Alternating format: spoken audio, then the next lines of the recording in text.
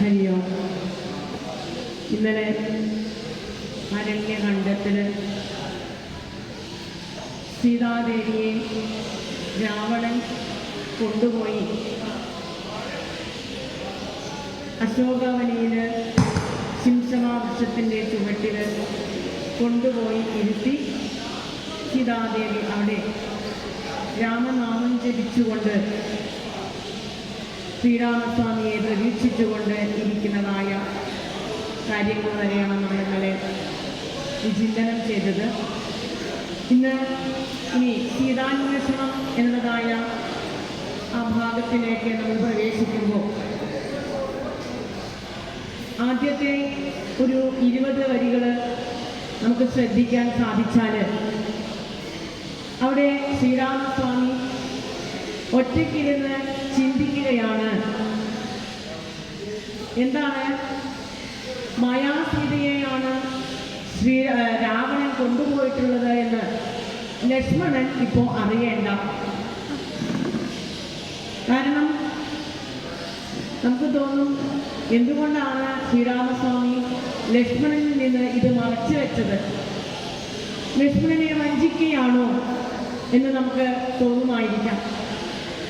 കാരണം ലക്ഷ്മണൻ ഇത് അറിഞ്ഞിട്ടുണ്ടെങ്കിൽ ലക്ഷ്മണൻ ചോദിക്കും, ഏട്ടാ ഇനിയിപ്പോൾ നമുക്ക് അവിടെ പോകേണ്ടതായ കാര്യമുണ്ടോ?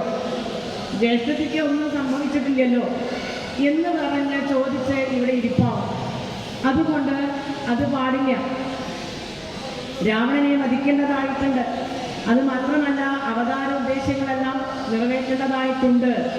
അതുകൊണ്ട് ലക്ഷ്മണൻ ഇപ്പോൾ ഇത് അറിയാതിരിക്കട്ടെ.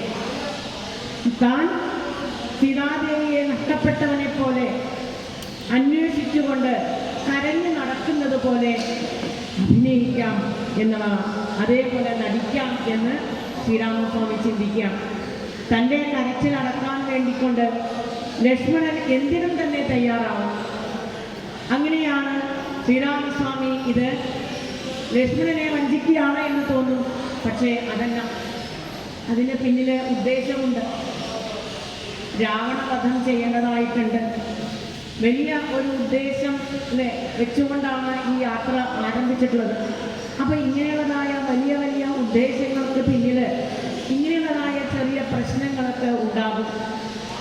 അതിനായിക്കൊണ്ട് ശ്രീരാമചന്ദ്രൻ എന്നാണ് നമ്മൾ പറയുക. ചന്ദ്രൻ ആവുമ്പോൾ കുറച്ചൊക്കെ ഒരു കറുത്ത പാടുകൾ ഉണ്ടാവും.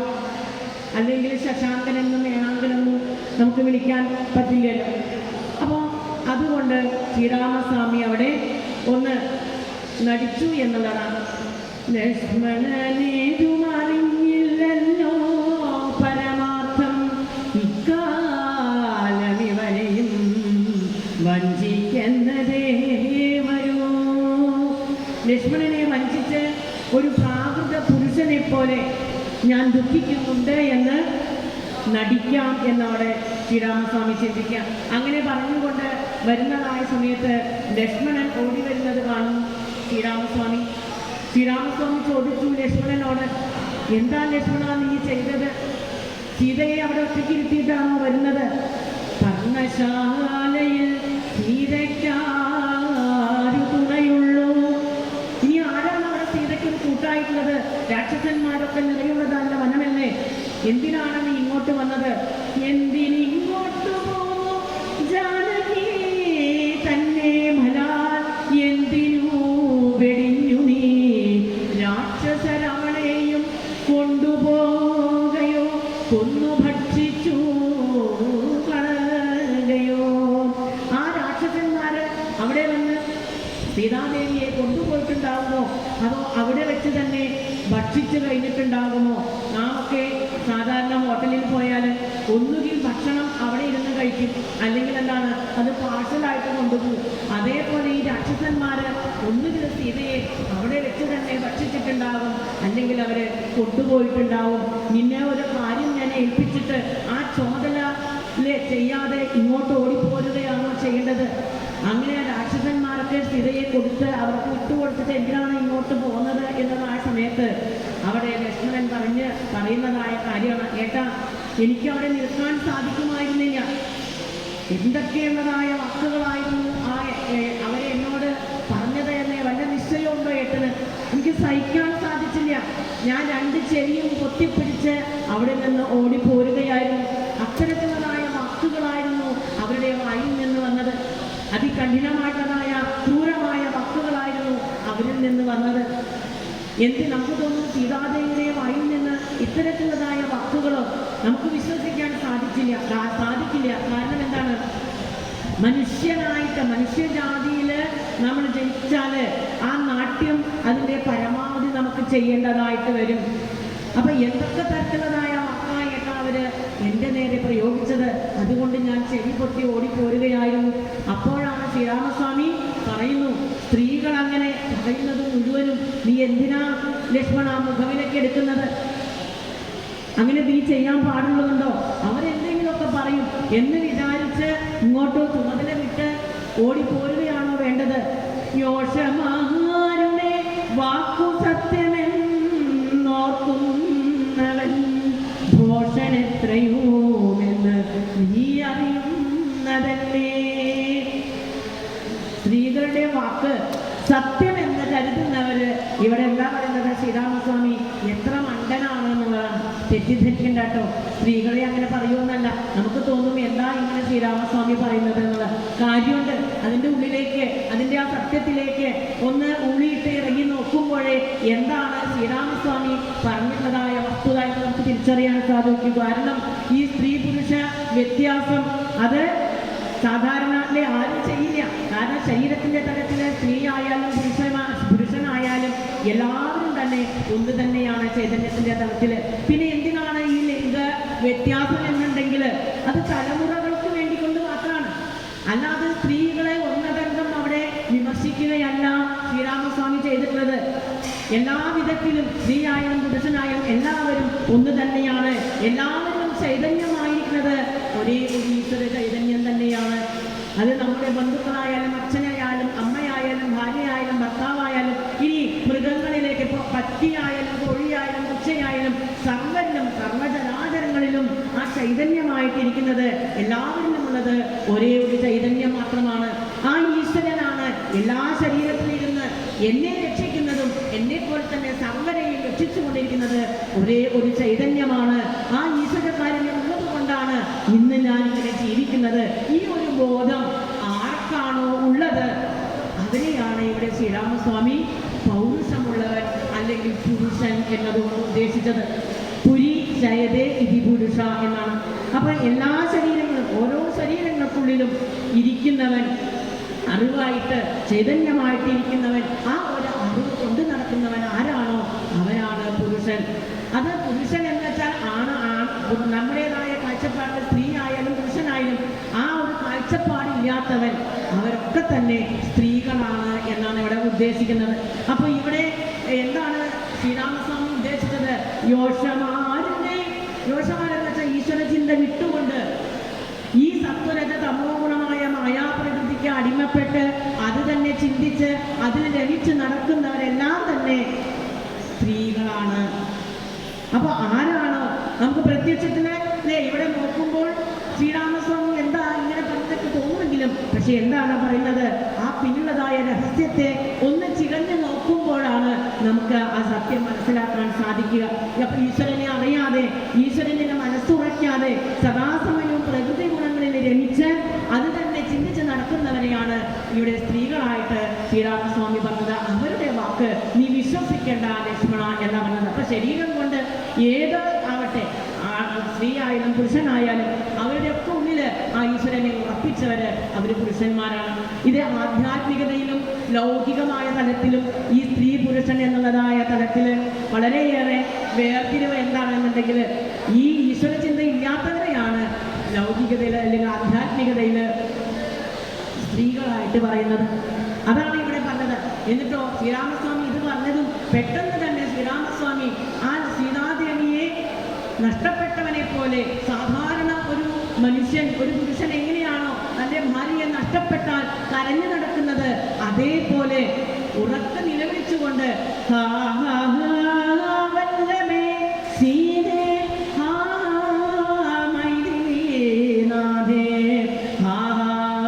ജാനകി ദേവി ഹാ മൽ പ്രാണേ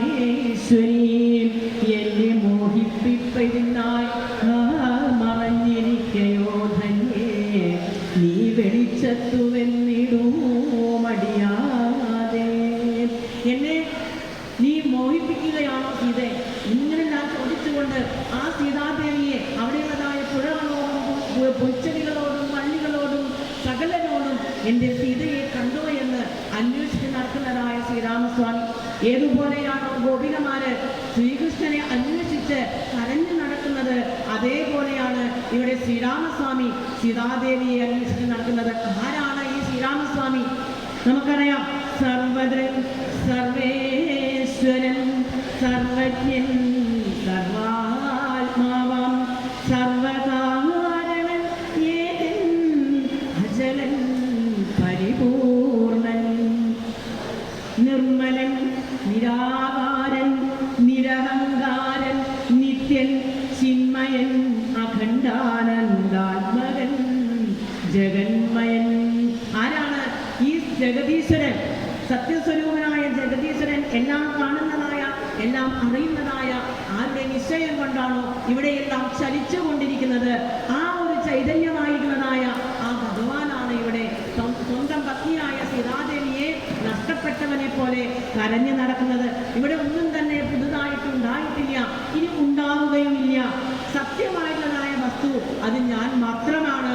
ഞാൻ എപ്പോഴും ഇങ്ങനെ തന്നെ ഉണ്ടാകും, മറ്റുള്ളതൊക്കെ തന്നെ ഉണ്ടാകുന്നു, ഇല്ലാതാകുന്നു എന്നുള്ളതായ തോന്നൽ മാത്രമാണ് എന്നൊക്കെ ഉപദേശിക്കുന്നതായ ആ ആളാണ് ഇവിടെ എൻ്റെ സീതയെ നഷ്ടപ്പെട്ടു എന്ന് പറഞ്ഞ് കരഞ്ഞു നടക്കുന്നത്.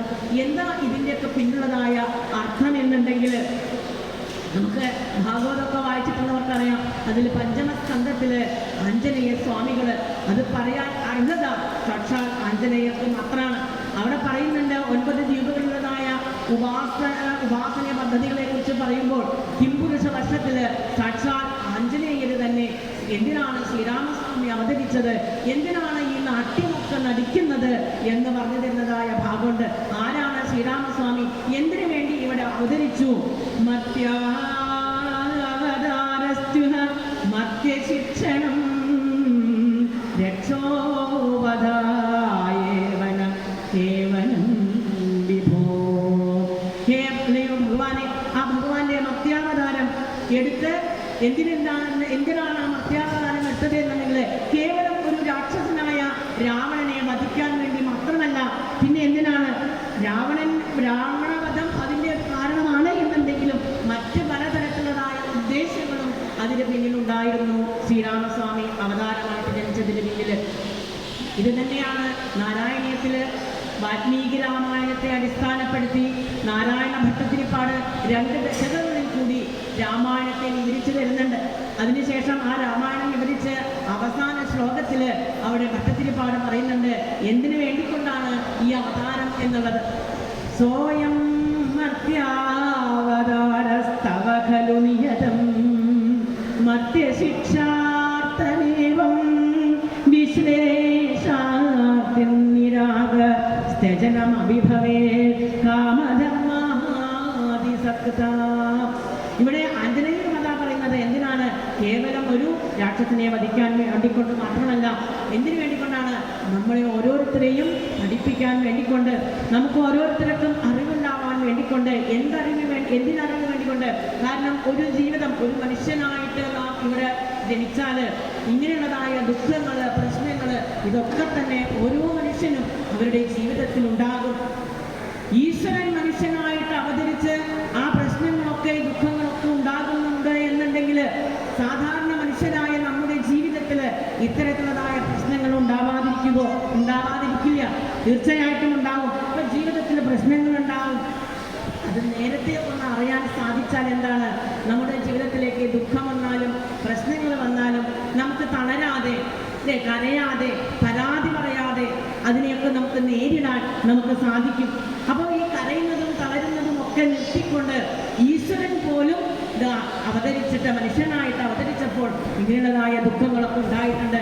അപ്പോൾ നാം ഓരോരുത്തരും മനുഷ്യരായിട്ടുണ്ടെങ്കിലോ ഇതല്ല, ഇതിനപ്പുറം തന്നെ നമുക്ക് ഉണ്ടാകും എന്നുള്ളതായ ഒരു തിരിച്ചറിവ് നമുക്കുണ്ടാകും. മുൻകൂട്ടി അറിഞ്ഞു കഴിഞ്ഞാൽ ഇതൊന്നും തന്നെ നമ്മെ ബാധിക്കുകയുമില്ല.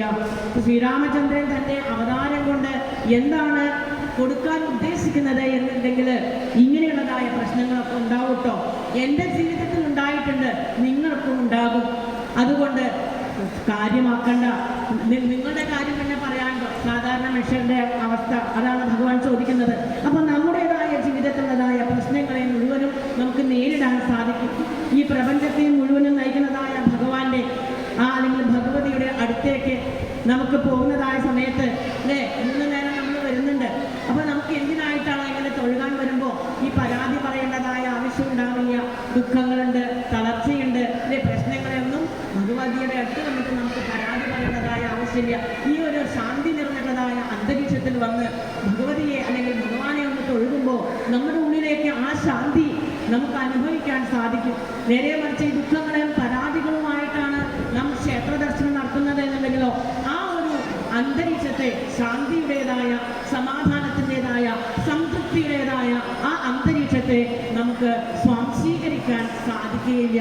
അപ്പോൾ ഇത് നേരത്തെ കുട്ടി ഭഗവാൻ പറഞ്ഞു തരികയാണ്. അതുകൊണ്ട് ഭഗവാൻ പറയുന്നു, അത് ശ്രദ്ധിക്കേണ്ട. ജീവിതത്തിൽ എന്തൊക്കെ പ്രശ്നങ്ങൾ ഉണ്ടായിക്കൊള്ളട്ടെ, അതുകൊണ്ട് നിങ്ങൾ എന്താ ചെയ്യുന്നത്? നാമം ജപിക്കൂ, എൻ്റെ പാദത്തെ അതിനെ നിങ്ങൾ സ്മരിക്കൂ. സത്യമായിട്ടുണ്ട് ആ സത്യമായിട്ടതായ ഈശ്വരനെ നിങ്ങൾക്ക് ഭജിക്കാൻ സാധിക്കുക. ഇതാണ് ഭഗവാൻ പറഞ്ഞു തരുന്നത്. അങ്ങനെ രക്ഷപ്പെടാനുള്ളതായ വഴി നോക്കൂ. ആ പാദത്തിലേക്ക്, ഭഗവാന്റെ പാദത്തിലേക്ക് എത്താനുള്ളതായ വഴി നിങ്ങൾ നോക്കൂ എന്ന് പറയാൻ വേണ്ടിയിട്ടാണ്. തത്വജ്ഞന്മാർക്കു സുഖദുഃഖ ഭേദങ്ങളൊന്നും ചിത്തേ തോന്നുകയില്ല അജ്ഞാനമില്ലായ്കയാൽ. ഈ രാമതത്വത്തെ അറിയുന്നതായ, തത്വം അറിയുന്നതായ മഹാജനങ്ങൾക്ക് അവരുടെ ജീവിതത്തിൽ എന്ത് തരത്തിലുള്ളതായ സുഖമായിക്കോട്ടെ, ദുഃഖമായിക്കോട്ടെ, പ്രശ്നങ്ങളായിക്കോട്ടെ, എന്ത് തന്നെ വന്നാലും അതിനെയൊക്കെ അവർക്ക് നേരിടാനുള്ളതായ അല്ലെ ആ ജീവിതത്തിലെ സുഖം ദുഃഖം അതിനെയൊക്കെ സമചിത്തതയോടുകൂടി അതിനെ അവർക്ക് നേരിടാൻ സാധിക്കും.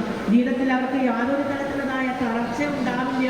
ഇത് പറയാണ് ഇവിടെ ചെയ്യുന്നത്. അതുകൊണ്ട് മുഖ്യമായിട്ടുള്ളതായ ഒരു ഉദ്ദേശം അല്ലെങ്കിൽ ഉപദേശമാണ് ഇവിടെ ശ്രീരാമസ്വാമി നമുക്ക് ശ്രീരാമസ്വാമിയുടെ ജീവിതത്തിൽ കൂടെ നമ്മുടെ ഓരോരുത്തരുടെയും അല്ലെ നമുക്ക് ഓരോരുത്തർക്കുമായിട്ട് പറഞ്ഞു തരുന്നത്. അതുകൊണ്ട് ജീവിതത്തിൻ്റെതായ കരച്ചിലും പരിഭവവും ഒക്കെ മാറ്റിവെക്കൂ, എന്നെ ചിന്തിക്കൂ, എൻ്റെ നാമങ്ങളെ ജപിക്കൂ എന്ന് പറയണം. ഇപ്പം ഈ രാമായണം ഇന്നലെ നമ്മൾ കണ്ടു. പലതരത്തിലുള്ളതായ പല രാമായണങ്ങളുണ്ട്. വാൽമീകി മഹർഷിയുടേതായ രാമായണം മുഖ്യമായിട്ടും മാനവ ജീവിത സംസ്കാരങ്ങളെയാണ് അവിടെ വാൽമീകി മഹർഷി നമുക്ക് പറഞ്ഞു തരുന്നത് എന്നുണ്ടെങ്കിലോ ഈ അധ്യാത്മ രാമായണകാരൻ നമുക്ക് ഈശ്വരനായ ശ്രീരാമസ്വാമിയുടെ കഥകളെ നമുക്ക് പറഞ്ഞു തരുന്നു. ഒരുപാട് നാമങ്ങളെ കൊണ്ട് ആ ഈശ്വരനിലേക്ക് നമ്മെ തിരിപ്പിക്കാൻ, ഒന്ന് ചിന്തിക്കാൻ, ഈശ്വരന്റെ പാദത്തിലേക്ക് എത്തിച്ചേരാവുന്നതായ വഴികളെ അവിടെ പറഞ്ഞു തരുന്നു. പലരും പലതരത്തിൽ അല്ലെ ഓരോ തരത്തിലാവും വ്യാഖ്യാനങ്ങൾ രാമായണത്തിൽ നമുക്ക് കാണാൻ സാധിക്കുക. രാമൻ ഈശ്വരനാണ് എന്ന ഭാവത്തിൽ നോക്കിക്കാണുന്നതാണ് അധ്യാത്മ രാമായണം. ഉത്തമനായ പുരുഷനായിട്ടാണ് വാൽമീകി മഹർഷി ശ്രീരാമസ്വാമിയെ ചിത്രീകരിക്കുന്നത്. അപ്പോൾ ഇത് രണ്ടും നമുക്ക് ഒരുമിച്ച് കൊണ്ടുപോകാൻ സാധിക്കില്ല. കാരണം ഈശ്വരനാണ് എന്ന് നാം തോന്നുമ്പോൾ അവിടെ നമുക്ക് ഉത്തമനായ മനുഷ്യനായിട്ട് നമുക്ക് കാണാൻ സാധിക്കില്ല. അതാണ് ഇന്നലെ പറഞ്ഞതായ കാര്യം. കല്ല് കാണുമ്പോൾ ആനയെ കാണാൻ സാധിക്കില്ല, ആനയെ കാണുമ്പോൾ കല്ല് നമുക്ക് കാണാൻ സാധിക്കില്ല എന്ന് പറഞ്ഞു. അപ്പൊ രാമൻ ഈശ്വരനാണ് എന്നും അതേപോലെ മനുഷ്യനാണ് എന്നും ഒരേ സമയം നമുക്ക് ചിന്തിക്കാൻ സാധിക്കുകയില്ല. അപ്പോൾ ഈ മനുഷ്യനാട്യത്തിൽ നമുക്ക് പലതരം സംശയങ്ങളുണ്ടാവും. അപ്പോൾ ആ ഈശ്വരത്വം കൂടുതൽ ആവർത്തിച്ച് പറഞ്ഞു തരികയാണ് അധ്യാത്മ രാമായണത്തിൽ ചെയ്യുന്നത്. ഇടയ്ക്കിടയ്ക്ക് പറയുന്നുണ്ട് എഴുത്തച്ഛൻ, ഈശ്വരനാണ് കേട്ടോ, മറക്കണ്ട. ഇങ്ങനെയൊക്കെ അറിയുന്നത് എന്തിനാണ്? നാട്യമാണ്, നമുക്ക് നമ്മെ പഠിപ്പിക്കാൻ വേണ്ടിക്കൊണ്ടാണ്. മറക്കരുത്, ഈശ്വരനാണ് ശ്രീരാമസ്വാമി എന്ന് ഇടയ്ക്കിടയ്ക്ക് നമ്മെ ഓർമ്മിപ്പിച്ചുകൊണ്ടിരിക്കുകയാണ്. കാരണം ശ്രീരാമസ്വാമി പരിപൂർണനാണ്, സച്ചിദാനന്ദനാണ്, ഈശ്വരനാണ്. ഇങ്ങനെ രാമാവതാരം എടുത്ത് ഇങ്ങനെ കഷ്ടപ്പെടേണ്ടതായ കാര്യമുണ്ടോ ഭഗവാന്? 14,000 വർഷമാണ് ഭഗവാൻ ശ്രീരാമനായിട്ട് ഇവിടെ അവതരിച്ച് ഈ നാട്യമൊക്കെ ചെയ്തത്. എന്തിനു വേണ്ടിക്കൊണ്ടായിരുന്നു ഈ 14,000 വർഷം? നമുക്ക് ഓരോരുത്തർക്കും വേണ്ടിക്കൊണ്ട്, നമ്മെ പഠിപ്പിക്കാനായിക്കൊണ്ട്. എന്ത് പഠിപ്പിക്കാനായിട്ട്? കാരണം ഭഗവാന് കേവലം ഒരു രാക്ഷസനായ രാവണനെ വധിക്കാനാണ് അവതരിച്ചത് എന്നുണ്ടെങ്കിൽ വളരെ കുറച്ച് സമയമേ വേണ്ടൂ ശ്രീരാമസ്വാമിക്ക് രാവണനെ ഇല്ലാതാക്കാൻ. ഹിരണ്യകശിപുവിനെ വധിക്കാൻ നരസിംഹമൂർത്തി ഉച്ചയ്ക്ക് അവതരിച്ച് സന്ധ്യയാകുമ്പോഴത്തേക്കും അന്തർധാനം ചെയ്തു. അതേപോലെ ശ്രീരാമസ്വാമിക്ക് ആകാമായിരുന്നു ആ രാവണനെ വരവും പിന്നെ വധിച്ച് അന്തർധാനം ചെയ്യുകയും ചെയ്യാം. പക്ഷെ അതല്ല ചെയ്തത്. ഇവിടെ നോക്കൂ, 14,000 വർഷം ഇത്രയേറെ നാട്യമൊക്കെ ചെയ്ത് ചെയ്തിട്ടുണ്ടെങ്കിൽ അത് നമുക്ക് ഓരോരുത്തർക്കും നമ്മുടെ ഉള്ളിൽ നമുക്ക് ബോധിപ്പിക്കാൻ വേണ്ടിക്കൊണ്ട് ഇങ്ങനെയുള്ളതായ തെറ്റിദ്ധാരണകളൊക്കെ മാറ്റാൻ വേണ്ടിക്കൊണ്ട് ഇങ്ങനെയൊക്കെ ചിന്തിച്ചിട്ടാണ് നിങ്ങൾക്ക് ദുഃഖമുണ്ടാകുന്നത്. അതുകൊണ്ട് ആ ഒരു ദുഃഖത്തെ മാറ്റാൻ വേണ്ടിക്കൊണ്ട് എങ്ങനെയാണ് നാം ജീവിതത്തെ കാണേണ്ടത് എന്ന് പഠിപ്പിക്കാൻ വേണ്ടിക്കൊണ്ടാണ് ഈ നാട്യം മുഴുവനും ശ്രീരാമസ്വാമി ചെയ്തിട്ടുള്ളത്.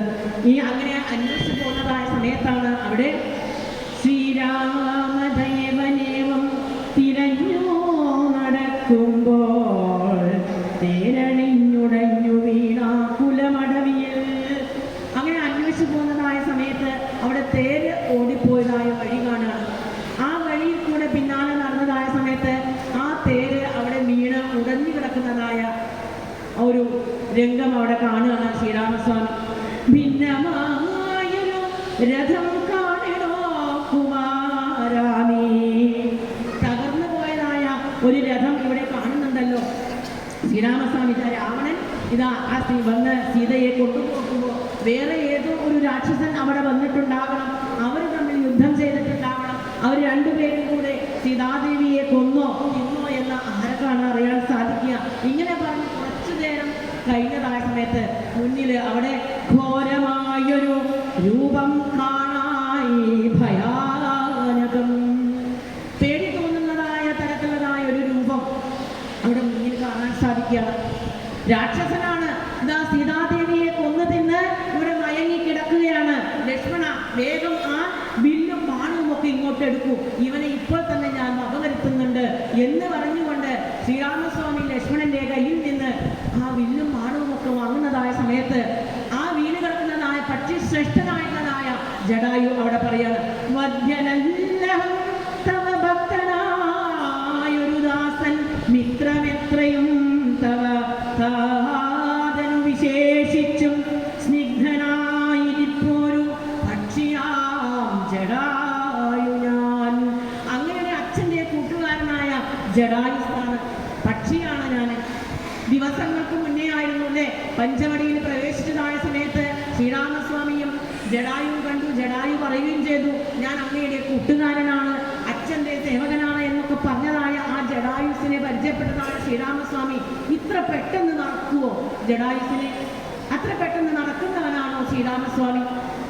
കാരണം ഇന്ന് കണ്ട് നാളത്തേക്ക് മറന്നു പോകുന്നവനാണോ? പിന്നെ എന്തുകൊണ്ടാണ് ശ്രീരാമസ്വാമിക്ക് ഇപ്പോൾ ജടായു കണ്ട് മനസ്സിലാക്കാൻ സാധിക്കാത്തത് എന്നുണ്ടെങ്കിൽ ദുഃഖം ഹേതുവായിട്ടാണ്.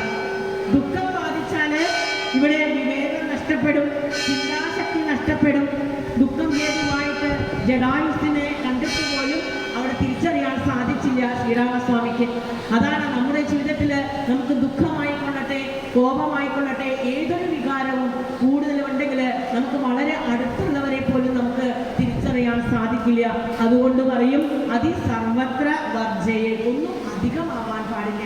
അധികമായാൽ അമൃതം വിഷം എന്ന് നമ്മൾ കേട്ടിട്ടുണ്ട്. അതേപോലെ ഒരു വികാരവും അധികമായിട്ട് നമ്മിലുണ്ടാവാൻ പാടില്ല. ആ മോഹമുണ്ടായി, ദുഃഖം കാരണം മോഹം ഏർപ്പെട്ടു ശ്രീരാമസ്വാമിക്ക്. മോഹമുണ്ടായപ്പോൾ എന്തായി? ആരെയും കണ്ടിട്ട് മനസ്സിലാക്കാൻ സാധിച്ചില്ല. എന്തായാലും ജടായു തന്നെ ശ്രീരാമസ്വാമിയോട് പറയാണ്, വീണ്ടും പരിചയപ്പെടുത്താണ്, ഞാൻ ജടായുസാണ് എന്ന് പരിചയപ്പെടുത്തി കൊടുത്തു. എന്നിട്ട് പറഞ്ഞു, അതിവേഗത്തിൽ ആകാശത്തിൽ കൂടെ രാവണൻ നിന്റെ പത്നിയെയും കൊണ്ട് കൊണ്ടുപോകുന്നതായ സമയത്ത് ഞാൻ രാവണനുമായിട്ട് യുദ്ധം ചെയ്തു. ആ രാവണന് മുന്നോട്ട് പോകാൻ സാധിക്കാത്തതായ മട്ടില് തടുത്തു ഞാൻ. പക്ഷേ ആ വഴിയെ തടഞ്ഞതായ സമയത്ത്, മുന്നോട്ടുള്ളതായ വഴി തടഞ്ഞതായ സമയത്ത് ആ രാവണൻ അവൻ്റെ ചന്ദ്രമാസമാകുന്നതായ വാളുകൊണ്ട് എൻ്റെ 2 ചിറകുകളെയും വെട്ടി അരിഞ്ഞു. സഹിക്കാൻ സാധിക്കാത്തതായ വേദനയോടുകൂടി ഞാനിതാ താഴെ ഭൂമിയിൽ വീണുപോയി എന്നവിടെ ജടായുസ് പറയുകയാണ്. അങ്ങയെ കാണുന്നതിന് മുന്നേ മരണം സംഭവിക്കരുത് എന്ന് ഞാൻ സീതാദേവിയുടെ വരവും ചോദിച്ചിട്ടുണ്ട്. ആ വരവും കിട്ടി. അങ്ങനെ ഞാനിതാ അങ്ങയെ കാത്തുകൊണ്ട് ഇവിടെ കടക്കുകയാണ്. ഇനി ഒന്ന് മാത്രമേ ഭഗവാനെ അവിടുന്ന് എനിക്ക് ചെയ്യേണ്ടതായിട്ടുള്ളൂ. തൃക്കൺ പാർക്കണമെന്നെ കൃപയാ കൃപാനിധേ തൃക്കഴലിന നിത്യം കാപ്പിൽ വസിക്കേണം. അവിടുന്ന് അടിയനെ കടാക്ഷിക്കണേ ഭഗവാനെ. എന്താണ് തൃക്കൺ പാർക്കുക എന്ന് വെച്ചാൽ? എന്തിനാണ് ഭഗവാന്റെ കടാക്ഷം? ആ തൃക്കൺ പാക്കുക എന്ന് വെച്ചാൽ ഭഗവാന്റെ കടാക്ഷം ഉണ്ടാകണം എന്നാണ് പറയുന്നത്. എന്തിനാണ് ഭഗവാന്റെ കടാക്ഷം? അതോ ഭഗവാനെ അവിടുത്തെ ആ തൃപ്പാദങ്ങൾ എപ്പോഴും എൻ്റെ ഹൃദയത്തിൽ എനിക്ക് കാണാൻ സാധിക്കണമേ, അവിടുത്തെ നാമങ്ങൾ എപ്പോഴും എൻ്റെ നാവില് എനിക്ക് ഉരിയാടാൻ സാധിക്കണമേ. ഭഗവാന്റെ നാമം നാവിലും ഭഗവാന്റെ പാദങ്ങൾ ഹൃദയത്തിലും ഉണ്ടാവണം നമുക്ക് സദാസമയം എന്നുണ്ടെങ്കിൽ ഭഗവാന്റെ അനുഗ്രഹം ഉണ്ടായാൽ മാത്രമേ അതിന് സാധിക്കുകയുള്ളൂ. നമ്മളൊക്കെ ആരാണ്? ഇത്തിരി കുഞ്ഞന്മാരാണ്. കൊതുകിന് ഒരിക്കലും ഗരുഡനെ പോലെ പറക്കാൻ സാധിക്കില്ല. ആ ഭഗവാന്റെ രാമനാമമാകുന്നതായ താരക മന്ത്രം എവിടെയാണ്? നാം എവിടെയാണ്? ഇപ്പൊ നാമം ചൊല്ലണമെന്നായ ഒരു നാമം ചൊല്ലണമെങ്കിലും ഭഗവാന്റെ പാദത്തെ സ്മരിക്കണമെന്നുണ്ടെങ്കിലൊക്കെ ആ ഭഗവാന്റെ അനുഗ്രഹം വേണം. ഈ രംഗകാരണ്യത്തില് എത്രയോ മഹർഷിമാര് രാമനാമം ചൊല്ലിക്കൊണ്ട് ശ്രീരാമസ്വാമിയെ ഒരു നോക്ക് കാണാൻ വേണ്ടിക്കൊണ്ട് അവിടെ ഇരിക്കുന്നുണ്ട്. അവരുടെയൊക്കെ ഇടയിലേക്ക് ശ്രീരാമസ്വാമി ഇറങ്ങി ചെന്നപ്പോൾ മാത്രമാണ് അവർക്കൊക്കെ ശ്രീരാമസ്വാമിയുടെ ദർശനം കിട്ടിയത്. അതുകൊണ്ട് ഇവിടെ ഈ ജടായുവിൻ്റെതായ ഈ പ്രാർത്ഥനയിൽ ഒരു കാര്യം മാത്രമാണ് നമുക്ക് ഉൾക്കൊള്ളാൻ സാധിക്കേണ്ടത്. എന്താണ്?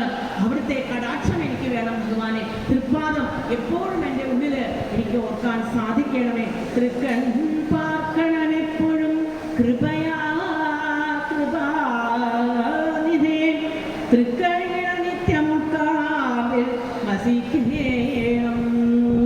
ഇങ്ങനെ ജടായുവിൻ്റെ ആ വാക്കുകൾ കേട്ടതായ സമയത്ത് ഒന്ന് തലോടി ശ്രീരാമസ്വാമി ആ ജടായുസിനെ. അദ്ദേഹത്തിൻ്റെ കണ്ണിൽ നിന്ന് ധാരധാരയായിട്ട് അങ്ങനെ കണ്ണുനീര് വരുന്നുണ്ടായിരുന്നു ശ്രീരാമസ്വാമിയുടെ കണ്ണിൽ നിന്ന്. അച്ഛൻ്റെ കൂട്ടുകാരനാണ്, സേവകനാണ്. അച്ഛൻ മരിക്കുന്നതായ സമയത്ത് തനിക്ക് ഇതേപോലെ അച്ഛൻ്റെ അടുത്തിരിക്കാനോ അച്ഛനെ സേവിക്കാനോ ഒന്നും സാധിച്ചിട്ടില്ല.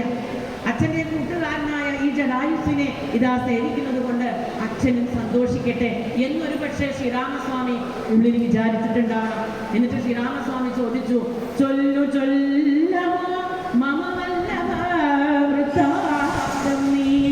എല്ലാം എന്നതു കേട്ടു ചൊല്ലിനാൻ ജടായുസും. എൻ്റെ ഭാര്യയെ കണ്ടില്ലേ നീ എന്ന് ചോദിക്കുമ്പോൾ അവിടെ പറയുന്നു ജടായുസ്, പൂവ് തെക്കേ ദിശയിലേക്കാണ് രാവണൻ കൊണ്ടുപോയിട്ടുള്ളത്. ഇനി കൂടുതൽ പറയാൻ അടിയന് ശക്തിയില്ല എന്നാണ് ജടായുസ് പറയാൻ. അതുകൊണ്ട് അങ്ങ് അടിയനെ അനുഗ്രഹിക്കണമേ.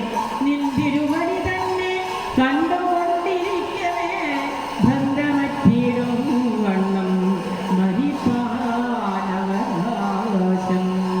വന്നതൂഭവൽ കൃപാപാത്രമാകയാലം പുണ്യപുരുഷ പുരുഷോത്തമ ഭഗവാനെ അങ്ങയെ ഉള്ളിൽ കണ്ടുകൊണ്ട് എനിക്ക് മരിക്കാൻ സാധിക്കണമേ. അങ്ങനെ കണ്ടുകൊണ്ട് മരിക്കാൻ സാധിച്ചാൽ ഒരുവന് ആ ഭഗവാന്റെ തൃപ്പാദത്തിൽ എത്താൻ സാധിക്കും. ഉള്ളിൽ കാണാൻ അടിയന് ശക്തിയുണ്ടോ എന്ന് അടിയന് അറിയില്ല. അതിനുള്ളതായ ഒരു ഭക്തി, ഒരു ധ്യാനം, അതിനുള്ളതായ ശക്തി അത് അടിയനുണ്ടോ അതിനറിയില്ല. അതുകൊണ്ട് ഭഗവാനെ അവിടുന്ന് അനുഗ്രഹിക്കണമേ.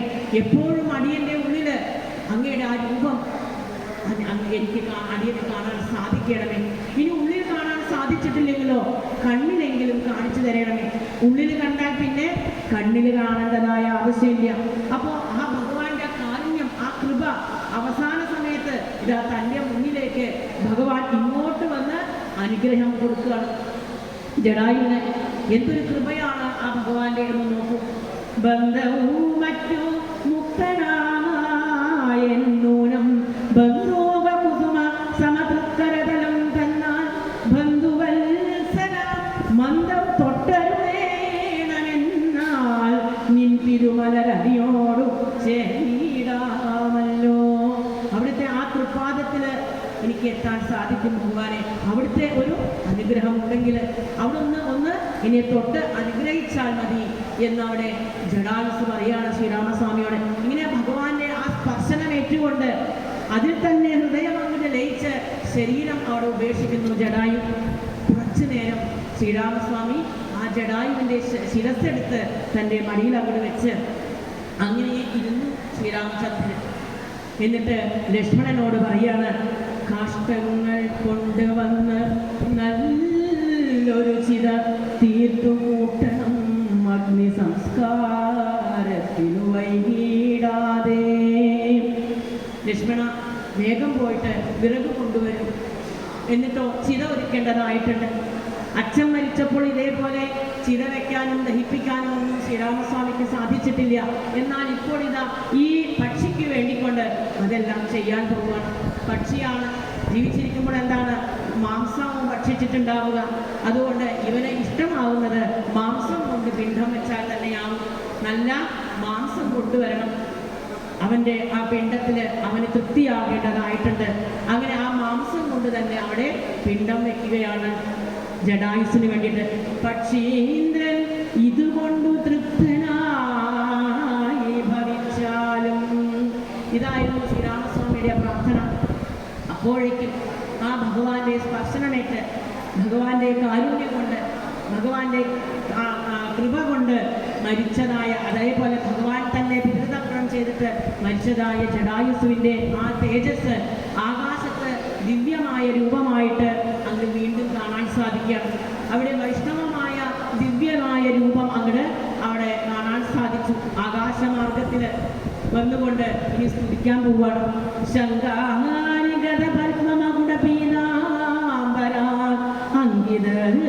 രൂപം കൊണ്ടും വിഷ്ണു പാർഷദന്മാരാൽ പൂജിതനായി സ്തുതിക്കപ്പെട്ടു മുനികളാൽ തേജസാ സകല ദിവ്യാപ്തനായി കാണായി വന്നു.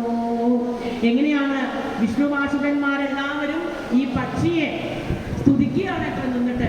അത്രത്തോളം ആ ജടായുവിൻ്റെ ജീവൻ ശുദ്ധനായി തീർന്നു എന്നുള്ളതാണ്. അങ്ങനെ ആകാശമാർഗത്തിൽ നിന്നുകൊണ്ട് അവിടെ ജടായു സ്തുതിക്കുകയാണ്. ജടായു സ്തുതിയിലേക്ക് നമ്മൾ പ്രവേശിക്കുകയാണ്. അഗണ്യഗുണമാദ്യമവ്യയം അപ്രമേയം അഖില ജഗൽ സൃഷ്ടിസ്ഥിതി സംഹാരമൂലം പരമം പരാപരമാനന്ദം പരമാത്മാനം വരദമഹം പ്രണതോസ്മി സന്തതം രാമ.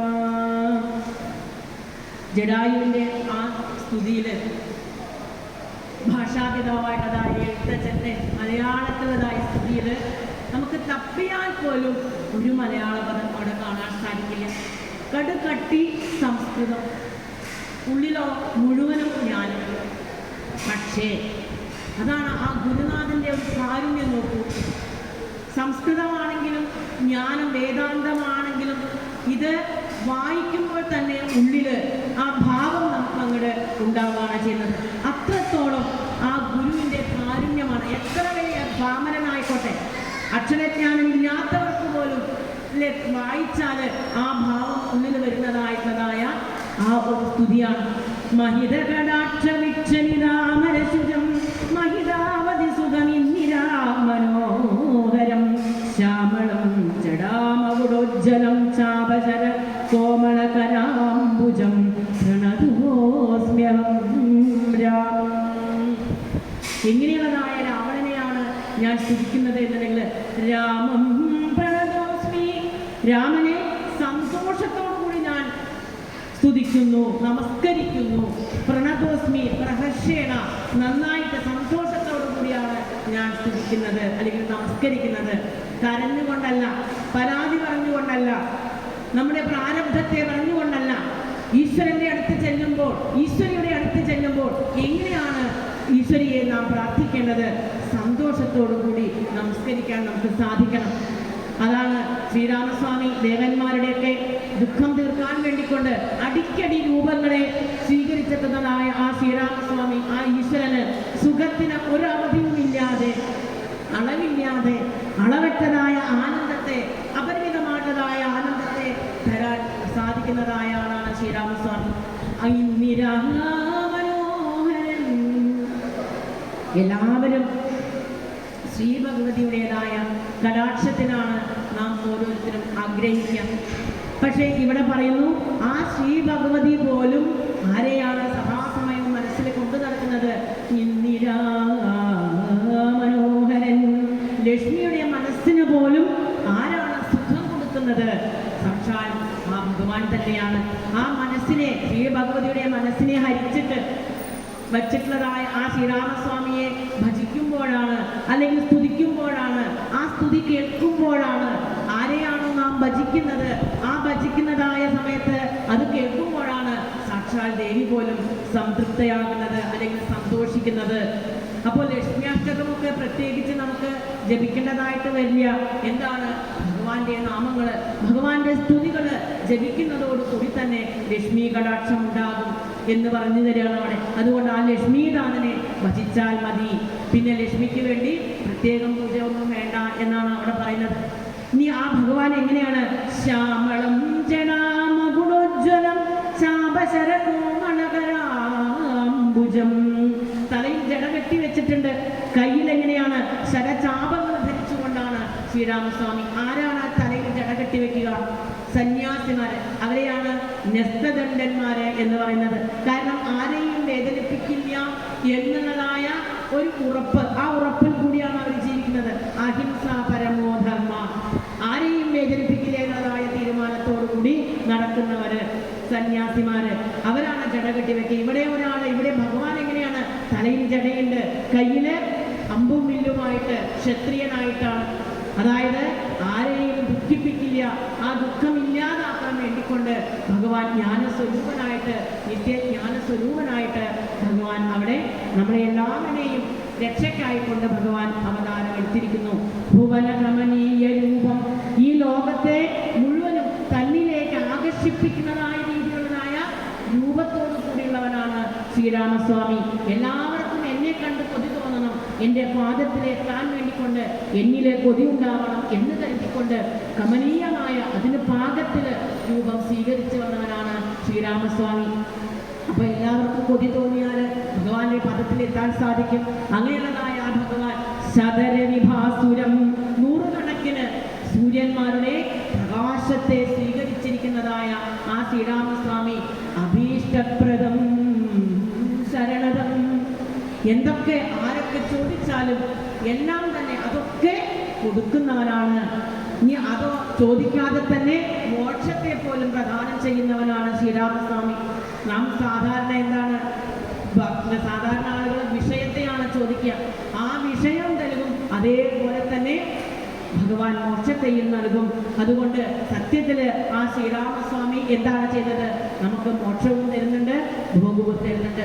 അങ്ങനെയുള്ളതായ ആ ശ്രീരാമസ്വാമി സാധാരണ കൽപ്പവൃക്ഷം നമ്മൾ എന്തു ചോദിച്ചാലും ആ കൽപ്പവൃക്ഷം നമുക്ക് തന്ന് അനുഗ്രഹിക്കും. ഇവിടെ ആ ഭഗവാന്റെ പാദത്തെ സുരപാദപമൂല രചിത നിലയനം, ഭഗവാന്റെ പാദം സുരപാദപമൂലം, കൽപ്പകവൃക്ഷമൊക്കെ ആ കൽപ്പകവൃക്ഷം ശ്രീരാമസ്വാമിയുടേതായ പാദത്തിലെ ഒരു പാദത്തിൽ മുളച്ചതായ ഒരു വസ്തു മാത്രമാണ് എന്നുള്ളതാണ്. ഇപ്പൊ രാമപാദം തരുന്നതായ അത്രയും അഭീഷ്ടങ്ങളെ ഈ കൽപ്പകവൃക്ഷത്തിന് പോലും നൽകാൻ സാധ്യമല്ല.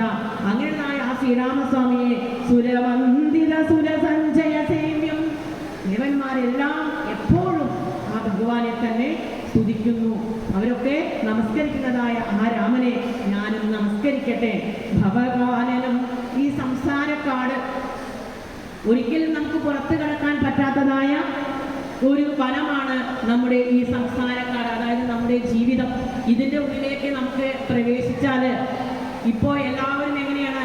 വഴി അറിയാതെ ഈ ജീവിതത്തിൽ കടന്ന് വട്ടം കറങ്ങുകയാണ്. അങ്ങനെതായ ജീവന്മാര്, ഇങ്ങനെതായ ആ കൊടുങ്കാടിനെ ദഹിപ്പിക്കാൻ പോകുന്നതായ എല്ലാ തരത്തിലുള്ളതായ പ്രതിബന്ധങ്ങളെയും ഇല്ലാതാക്കാൻ പോകുന്നതായ നാമമുള്ളവനാണ് ശ്രീരാമസ്വാമി. ദഹനനാമധേയം. വിഷമിക്കേണ്ട, രാമന്റെ ഒരൊറ്റ നാമം മതി ഒരുവന്റെ എല്ലാ തരത്തിലുള്ളതായ സംസാരങ്ങളെയും ഇല്ലാതാക്കാൻ. ഭവപങ്കജ ഭവമുഖദൈവതം ദേവം, മഹാദേവനും ബ്രഹ്മാവ് എല്ലാവരും തന്നെ എല്ലാവർക്കും ദൈവതമായിട്ടുള്ളവനാണ് ആ ചൈതന്യ സ്വരൂപനായ ശ്രീരാമസ്വാമി. ഈ രാവണനെ പോലെ കോടിക്കണക്കിന് രാവണന്മാർ വന്നാലും ശ്രീരാമസ്വാമിക്ക് ഒന്നും തന്നെയല്ല. അധനുജപതി കോടി സഹസ്രവിനാശം, അത്രയൊക്കെ കഴിവുള്ളവനാണെങ്കിലും ഒരു മനുഷ്യന്റെ രൂപത്തിൽ എന്തിനാണ് നമുക്കിടയിലേക്ക് ഇങ്ങോട്ട് ഇറങ്ങി വന്ന് ഈ നാട്യം എന്നുണ്ടെങ്കിൽ ഇത് നമ്മളെ തന്നെ പഠിപ്പിക്കാൻ വേണ്ടിക്കൊണ്ടാണ് എന്നുള്ളതാണ്. ഇനി ആ ഭഗവാന്റെ മനുജാകാരം ഹരി എന്തിനാണ് നമ്മുടെ ഇടയിൽ വന്ന് ഇങ്ങനെ നമ്മെപ്പോലെ ഒരാളായിക്കൊണ്ട് ഒട്ടും അഭിമാനം ചിന്തിക്കാതെ എത്തിച്ചേർന്നത് എന്നുണ്ടെങ്കിൽ ഹരി നമ്മുടെ എല്ലാവരുടെയും പാപത്തെ ഇല്ലാതാക്കാൻ വേണ്ടിക്കൊണ്ട് സർവ മനുജാകാരം ഹരി. ഹരി എന്നാണ് പറഞ്ഞത്. ഹരി എല്ലാ പാപങ്ങളെയും സർവപാപ ഹരോഹരി എന്ന് പറയുന്നത് അങ്ങനെയുള്ളതായ എല്ലാ പാപത്തെയും ഇല്ലാതാക്കാൻ വേണ്ടിക്കൊണ്ട് ആ കാരുണ്യത്തെ ഞാനിതാ നമസ്കരിക്കുന്നു. അതിനുവേണ്ടി അവതരിച്ചതായ അല്ലയോ ഭഗവാനെ, അങ്ങയെ ഞാനിതാ നമസ്കരിക്കുന്നു. എങ്ങനെ ഈ ജീവിതത്തിൽ പലതരത്തിലുള്ളതായ പ്രശ്നങ്ങൾ ഒക്കെ ഉണ്ടാവും, പക്ഷെ അതൊന്നും ചിന്ത പോലും ഇല്ലാതാക്കിക്കൊണ്ട്, അതിൻ്റെ ഒരു ചിന്ത പോലും ഇല്ലാതാക്കിക്കൊണ്ട്, നമ്മുടെ ഉള്ളിൽ ഭയം പോലും ഇല്ലാതാക്കിക്കൊണ്ട് ഭഗവാൻ നമ്മെ കാത്തുരക്ഷിക്കുന്നു എന്നാണ് ജടായു സ്തുതിക്കുകയാണ്. അങ്ങനെതായ ആ ശ്രീരാമസ്വാമി ഗിരിസുത ഹൃദയാംബുജവാസം ഗിരിസുത ഹൃദയാംബുജവാസം മഹാദേവന്റെയും ശ്രീ പാർവതിയുടെയും ഹൃദയത്തിൽ എപ്പോഴും വസിക്കുന്നവനാണ് ശ്രീരാമസ്വാമി. ഇന്നലെ നമ്മൾ പറഞ്ഞിരുന്നു, ഇന്നൊരു രഹസ്യം ഇവിടെ വെളിപ്പെടുത്താം. എന്തുകൊണ്ടാണ് എല്ലാം കൊണ്ടും ഈ ഒരു ക്ഷേത്ര നടയിൽ ദേവിയുടേതായ തിരുമുറ്റത്ത് തിരുസന്നിധിയിൽ ഈ രാമായണം പറയുന്നതാണ് ഏറ്റവും ശ്രേഷ്ഠം. അത് ഇന്ന് പറയാം എന്നാ പറഞ്ഞിരുന്നത്. അതാണ് ഇവിടെ ഇതാ എഴുത്തച്ഛൻ പറയുന്നു, ഗിരിസുത ഹൃദയാംബുജവാസം. മഹാദേവനും ശ്രീ പാർവതിയും കൂടിയിരിക്കുന്നതായ ഒരു രംഗമുണ്ട്. കാരണം മഹാദേവന്റെ മടിയിലാണ് ശ്രീ പാർവതി സാക്ഷാൽ ജഗദീശ്വരി ഇരിക്കുക. എന്താണ് അതിൻ്റെ ഒരു താന്ത്രികമായിട്ടുള്ളതായ രൂപമായിട്ടാണ് ഇവിടെ എഴുത്തച്ഛൻ പറഞ്ഞിട്ടുള്ളത്.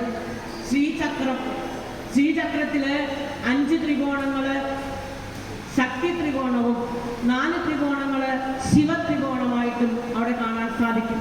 ഈ 4ഉം അതേപോലെ 5ഉം ഇങ്ങനെ 9 ത്രികോണങ്ങള് ചേർന്ന് വരുമ്പോൾ വല്ലാതെ അത് കൂടിക്കലർന്ന് 43 ത്രികോണങ്ങളായിട്ട് ശ്രീചക്രത്തിൽ നമുക്ക് അത് കാണാൻ സാധിക്കുന്നുണ്ട്. അതിൻ്റെ നടുവിൽ ഒരു ബിന്ദുവും കാണും. ഇതാണ് ശ്രീചക്രത്തിൻ്റെ ഒരു വളരെ എളുപ്പമായിട്ടതായ ഒരു സൂചന പറഞ്ഞതേ ഉള്ളൂ. അപ്പൊ ഇവിടെ എന്താണ് ഈ ശ്രീചക്രം? ശിവനും ശക്തിയും കൂടി ഇരിക്കുന്നതാണ്. ശിവശക്തി ഐക്യരൂപിണ്യേ നമഃ ലളിതാ സഹസ്രനാമത്തില് പാരായണം ചെയ്യുമ്പോൾ അവിടെ പറയുന്നുണ്ട്. അപ്പൊ ഇത് രണ്ടും കൂടിച്ചേരുമ്പോൾ ഉണ്ടാകുന്നതായ അനുഭൂതിയായിട്ട് ആരാണ്? സാക്ഷാൽ ത്രിപുര സുന്ദരി ശിവശക്തി ഐക്യരൂപിണി ശ്രീ ജഗദംബികായേ നമഃ എന്ന് നമ്മൾ പറയാറുണ്ട് ലളിതാ സഹസ്രനാമത്തിൽ. എന്നിട്ടാണ് അവസാനിപ്പിക്കുക. അപ്പൊ ആ ശ്രീമദ് ത്രിപുര സുന്ദരി ഭഗവതിയുടേതായ ദശമഹാവിദ്യകളില് 10 ദേവികളെ പറയുന്നുണ്ട് അവിടെ. അതില് ഒരു ദേവിയായിട്ട് ലളിതാ പരമേശ്വരി. അപ്പോൾ ആ ലളിതാ പരമേശ്വരിയുടേതായ 10 നഖങ്ങള് ഉരസിയിട്ടാണ് വിഷ്ണുവിന്റെ 10 അവതാരങ്ങൾ ഉണ്ടാകുന്നത്. കരാങ്കുലി നഖോൽപ്പന്ന നാരായണ ദശാകൃതി എന്ന് പറയുന്നത്. അങ്ങനെ ആ ദേവിയുടേതായ ദശമഹാവിദ്യകളില് ത്രിപുര സുന്ദരി ആയിട്ടുള്ളതായ ആ ലളിതാ പരമേശ്വരി ആരാ? അതാണ് ഇവിടെ പറഞ്ഞത്. സാക്ഷാൽ ശ്രീരാമനായിട്ടാണ് ഈ ത്രിപുര സുന്ദരിയാണ് സാക്ഷാൽ ശ്രീരാമനായിട്ട് അവതരിച്ചിരിക്കുന്നത്. അപ്പൊ നോക്കൂ, ഈ നടയിലല്ലാതെ ഈ തിരുനടയില് സാക്ഷാൽ ദേവിയുടെ അവതാരമായ ശ്രീരാമസ്വാമിയുടെ കഥകള് പറയാൻ വേറെ എവിടെയാണ് നമുക്ക് ഇരുന്ന് പറയേണ്ടത്? ഇവിടെ തന്നെയാണ്, ഈ തിരുമുറ്റത്ത് തന്നെയാണ് ആ ദേവിയുടെ സാക്ഷാൽ ത്രിപുര സുന്ദരിയുടെ അവതാരം. അല്ലെ, ത്രിപുര സുന്ദരി തന്നെ ശ്രീരാമനായിട്ട് അവതരിച്ചിരിക്കുകയാണ് എന്നുണ്ടെങ്കിൽ ഇതിലും വേറെ എവിടെ ഇരുന്ന് പറയാൻ സാധിക്കും? ഇനി ആ കാളിയുടേതായ അവതാരം അത് ശ്രീകൃഷ്ണനുമാണ്. അപ്പൊ ത്രിപുര സുന്ദരിയാണ് ശ്രീരാമനായിട്ട് അവതരിച്ചത്. ആ ത്രിപുര സുന്ദരിയെ ഇവിടെ നമ്മൾ പറഞ്ഞ കോടിക്കണക്കിന് ഇനി മന്മഥന്മാരുടെ അത്രയേറെ സൗന്ദര്യത്തോടു കൂടിയിട്ടാണ് ശ്രീരാമസ്വാമിയുടെ അവതാരം. സംശയമില്ല, ആരാണ്? സാക്ഷാൽ ത്രിപുര സുന്ദരിയാണ്. അപ്പൊ പിന്നെ ആ സൗന്ദര്യത്തിൻ്റെതായ മഹത്വം എങ്ങനെയാണ് വർണ്ണിക്കാൻ സാധിക്കുക? അങ്ങനെ ഇവിടെ ആ ശ്രീചക്രത്തെ കുറിച്ച് ശിവനെയും പാർവതിയെയും കുറിച്ച് പറയുന്നു. എഴുത്തച്ഛൻ വെറുതെ അങ്ങോട്ട് പെടച്ചു വിട്ടതൊന്നുമല്ല, നന്നായിട്ട് അറിഞ്ഞുകൊണ്ട് തന്നെയാണ് ഗിരിസുത ഹൃദയാംബുജവാസം. അല്ലേ? അപ്പൊ വെറുതെ എന്തെങ്കിലും എഴുതി വെച്ചതല്ല, ഇതൊക്കെ അറിഞ്ഞിട്ടാണ് ഇവിടെ എഴുതിയിട്ടുള്ളത്. ഗിരിനായകധരം ഗിരിപക്ഷാരിസേവ്യം സുരസഞ്ചയധനുചേന്ദ്ര സേവിതപാദം സുരഭമണിനിഭം പ്രണതോസ്മ്യഹം രാമം. ഇങ്ങനെ ഓരോ വാക്കുകളെ കൊണ്ട് അങ്ങനെ സ്തുതിച്ചു പോരാണ് ജടായുസ്. സകല ചരാചര ജന്തുക്കൾക്കുള്ളിൽ വാഴും പരിപൂർണാത്മാനം അദ്വയം അവ്യയം ഏകം പരമം പരാൽപരം പ്രണതോസ്മ്യഹം രാമം.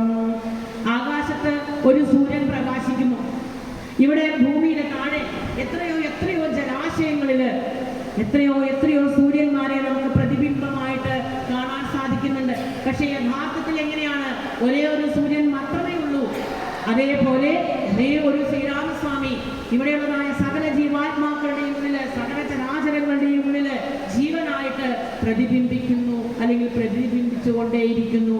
പരിപൂർണനായിക്കൊണ്ട്, താനല്ലാതെ മറ്റൊന്നില്ലാതെ അദ്വൈനായിക്കൊണ്ട് എത്രയെത്രയോ രൂപമായിട്ട് പ്രകാശിക്കുന്നതായ ആ ശ്രീരാമസ്വാമി ഒന്നിനും ഒരു കുറവില്ലാതെ അവ്യയനായിക്കൊണ്ട് ഏകനായിരിക്കുന്നതായ ആ പരമാത്മാവായ രാമനെ ഞാനിതാ നമസ്കരിക്കുന്നു. വിധി മാധവ ശംഭുരൂപഭേദേന ഗുണത്രിതയ വിരാജിതം കേവലം വിരാജന്തം. ബ്രഹ്മാവ്, വിഷ്ണു, മഹാദേവൻ എന്നിങ്ങനെ സത്വ രജ തമോ ഗുണങ്ങള് സൃഷ്ടിസ്ഥിതി സംഹാരങ്ങൾ ചെയ്യാനായിക്കൊണ്ട് പലതരത്തില് വിരാജിക്കുന്നതായ ഒരേ ഒരു ഈശ്വരൻ, പല രൂപത്തിലാണെങ്കിലും ഇതെല്ലാം തന്നെ ഒരേ ഒരു ഈശ്വരനാണ്. ആ രാമനെ ഞാൻ നമസ്കരിക്കുന്നു. ത്രിദശമുനി ജനസ്തുതമവ്യക്തമജം. ഇവിടെ സൃഷ്ടിസ്ഥിതി സംഹാരങ്ങളെ കുറിച്ചിട്ടാണ് പറയുന്നത്.